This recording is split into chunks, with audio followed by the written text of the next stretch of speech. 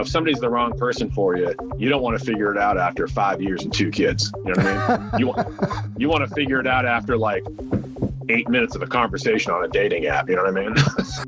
Hi, welcome back to another episode of the Streetwise English podcast. I'll be your host, Carl. I'll be talking to different American friends around the country, and you can join in and listen to interesting conversations about various topics ranging from dating apps to favorite dishes to what's the latest movie we've seen. We'll be talking in a casual manner. Hopefully this will be entertaining for you and also give you a chance to improve your listening and give you some material to listen to as you develop your American English. You can go to our website to find access to the written transcripts at streetwisenglishpodcast.com. The spelling of the website is in the links below, so be sure to check that out. Hey, boss. What's up, man? How you doing? Can you hear me okay? I can hear you just fine. Did I catch you? Are you lifting weights or doing push-ups or what's going on over there? No, not yet, man. I'm cooking a bunch of meat. Is that soy meat you're cooking up? Oh no, it's all straight from the cow. So you've gone straight edge with the chemicals, but not with the flesh. Not with the flesh yet, but that's a good point. But I feel like we're probably all going to be going that direction within the next few years. Which direction? The vegetarian direction. Okay, I'm just giving you shit, man. Hey, so I was gonna. Can you talk right now? Or you want me to call you back later when you're done eating? I got time. I'm cooking. It's in the Instant Pot. I'm all good. Okay, cool. It's good to hear from you. And I was thinking, I was like, who should I interview? I was like, who's the most witty, charming guy I know? Mr. J. Who'd you come up? Oh, me. Yeah, you, man. Sounded like a good guy to know. Yeah, you've been like one of the funniest, quick, witty son of a guns I've ever met. So. Well, thank you very much. I appreciate that. And I hear that humor works well in the dating arena as well. It does. The ladies, if the ladies aren't laughing at you, then go ahead and have them laugh with you. Yeah, okay. So as we talked about it a little bit before, but I think it would be fun to chat a little bit about maybe the dating app etiquette and strategies and experiences. Sure. Okay. Yeah. So first off, the first question should be, what is your preferred app or your top 3 apps to use? So my number one is Bumble. That's the one that I like the most, and it's for a couple of different reasons. The main reason is the woman has got to make the first move. She's got to start the conversation, and she's got 24 hours, I believe, to start the conversation after you both match. And so that takes a lot of time. Guys have to, on these dating apps, really be pressed to come up with something clever, because from what I understand, the ladies get inundated with these with these hits. So it's if you've got a really good witty opener, or if you kind of like are good at those, then that's one thing. But a lot of guys aren't, and or a lot of guys will say something dumb or say something that the ladies heard 50 times. So Bumble takes away that pressure of having to figure out something clever. By the time she's talking to you, you already know she likes you enough to start a conversation. And on a dating app, if she's reasonably attractive, then you're already like you're pretty far along the road at that point. So what's the key to getting her attention on Bumble in the first place? There's 2 rules. The first rule is to be attractive, and the second rule is to not be unattractive. And I hate to sound shallow like that, but it's true. And when I say attractive, I don't just necessarily mean physical features, although that matters. Height, which matters, unfortunately, or fortunately, depending upon where you're at with that. but also how you write your bio, how you present yourself, the types of pictures you're taking. If you're not naturally super handsome or good looking, then the quality of the picture is going to matter. And you can look this kind of stuff up.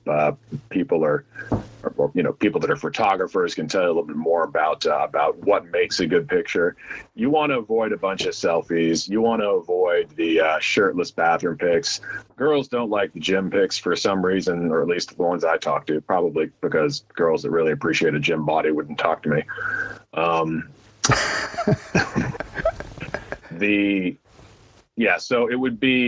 So being attractive can be a few different things. It's going to be mostly, and it's going to come down to, if you're living in any kind of city that's a good size at all, there's going to be a lot of people that women are going to be swiping through.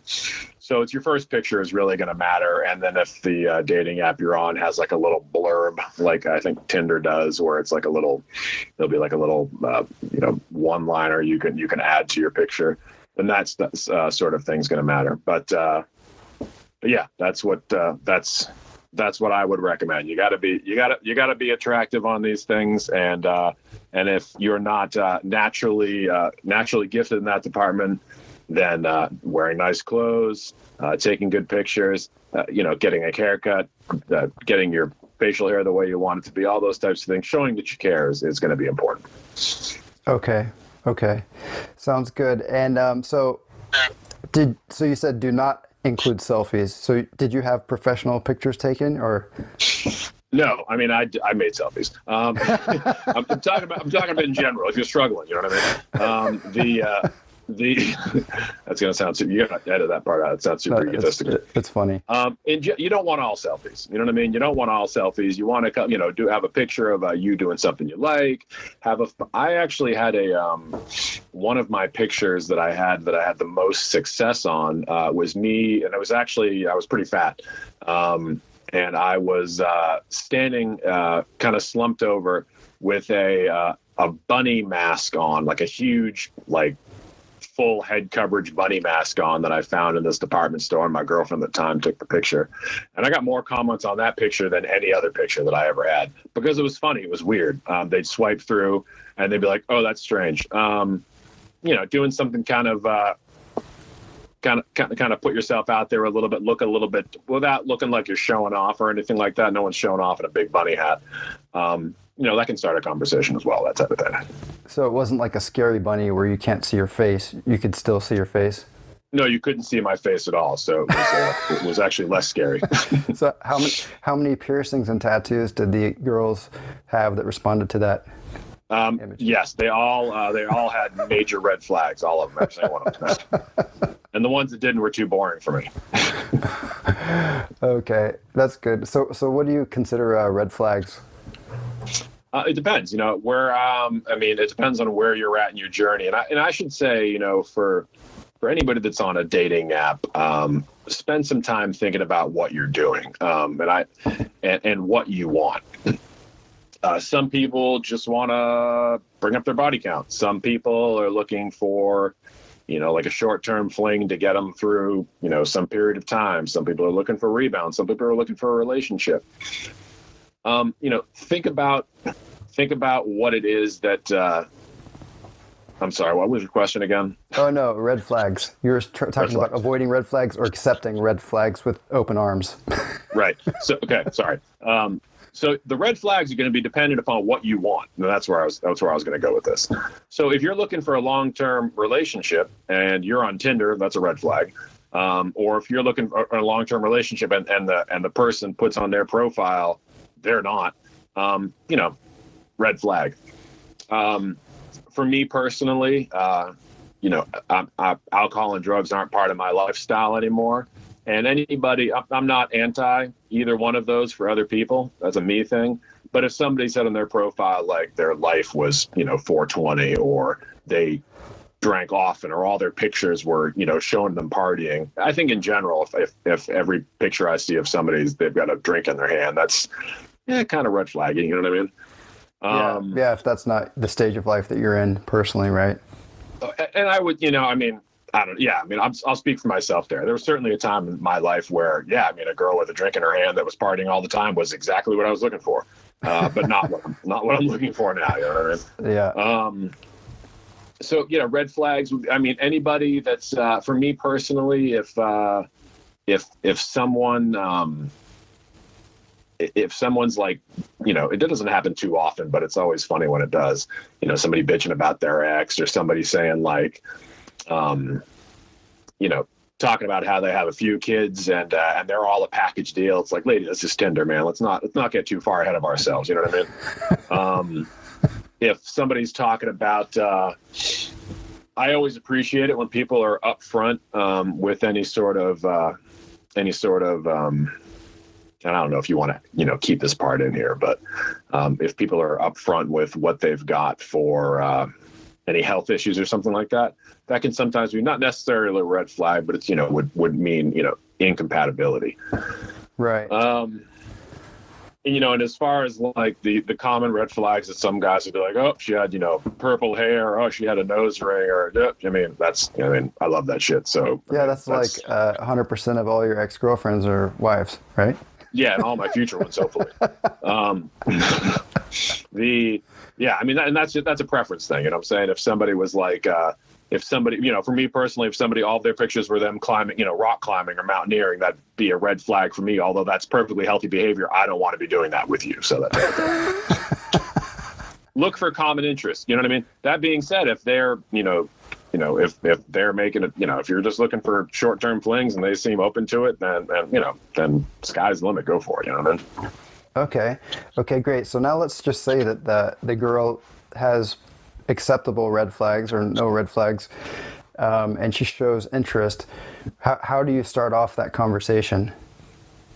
So I will always look for something that we've got in common. You know what I mean? And you don't have a lot, to go with when you're first starting that opening up. You know what I mean? And I'm not trying to like get into their heads or anything like that, but people like talking about themselves, so you want to give people an opening to talk about themselves. Everybody's favorite subject is themselves, as evidenced by me talking about myself right now. So, look at their profile and, pay attention, because a lot of guys don't, from what I've heard, a lot of guys are just looking at physical stuff. Girls all, they get that shit all the time. They're walking around in a world where they're being judged by their appearances all the time. I do it to them as well. I'm just not obvious about it. So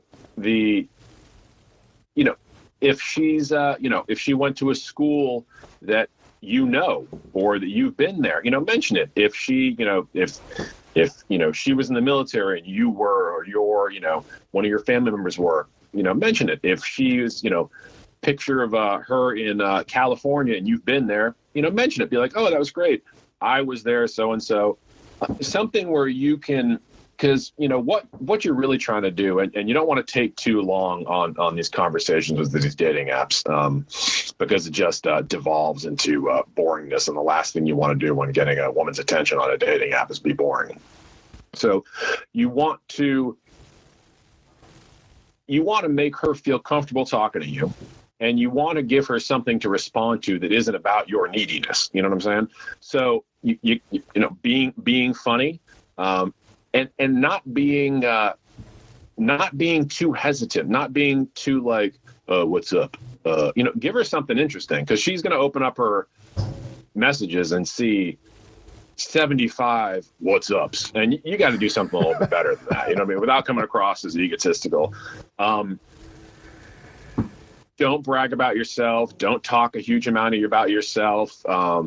You can, reveal yourself, be vulnerable, be open. But don't brag about how you got this, how you got that. You don't know what she values. You don't know what's important to her. And what you want to do is you want to find out those things. What's important to this person, and what you're doing here. And I want to be very, specific, because this could seem kind of like you're being disingenuous. If you're just looking for hookups, you're just looking for hookups. And what you're basically trying to do is make them feel, have them feel comfortable enough that they're willing to, either do a phone call or meet up for a cup of coffee, something like that, just to, move it along. But what you're really trying to do, if you're looking for anything apart from just, a warm body, is you're trying to disqualify them just as much as they're trying to disqualify you. And I think for guys, really, it's really important to look at that, because it's really easy to get excited and be like, oh, I've got a match here. Where, maybe I'm old fashioned, but, for me, if I'm going out on a date with a person that's not just, back to the apartment, I'm going to spend some money. I'm certainly going to spend some time where I don't, I can't make that back. And so I want to make sure that I'm, that the person that I'm talking with is somebody that I'm going to be interested in, and if they're coming across as not very conversational or boring, or, our politics don't align at all, or they say something like, really red flaggy or problematic, I'm going to want to end that conversation pretty quickly, because, if I'm not getting good vibes from it, then there's no reason to continue pushing on. That time is much better spent, talking to other people, or, really the time is much better spent just doing anything else except talking to the wrong person, No, that's good. That's good advice. Your focus is to disqualify the person as well, right? Yeah. I mean, that's your time and your money is valuable, right? Yeah. I mean, you don't want to, I don't want to say that I've never made a mistake in a relationship before, but you want to minimize them. You know what I mean? And it's, and if you're just super thrilled that a lady's talking to you, that's not really giving her much either. You know what I mean? You've got to be willing to be disqualifying these people as well. I mean, and really the quicker you can, the better it is. And I'll give you an extreme example. If somebody's the wrong person for you, you don't want to figure it out after 5 years and 2 kids. You know what I mean? You want to figure it out after like 8 minutes of a conversation on a dating app. You know what I mean? So that's what I mean by like, if these people aren't like doing it for you, and again, it all depends on what you're looking for. If you're looking for a marriage, then there's a little bit more, talking. If you're looking for, hook up tonight, it's bars might be a little bit lower, Well, thanks a lot, Josh. That was very informative, and I hope that whoever's listening to this learned something and enjoyed the experience from Mr. J. And this was our first experiment, so we're talking about dating apps, and stay tuned for more similar interesting conversations. You can go to our website to find access to the written transcripts at streetwisenglishpodcast.com. The spelling of the website is in the links below, so be sure to check that out. And we hope to see you again soon. Join us for many episodes of real conversations between American friends just shooting the breeze. Thanks again. Bye-bye.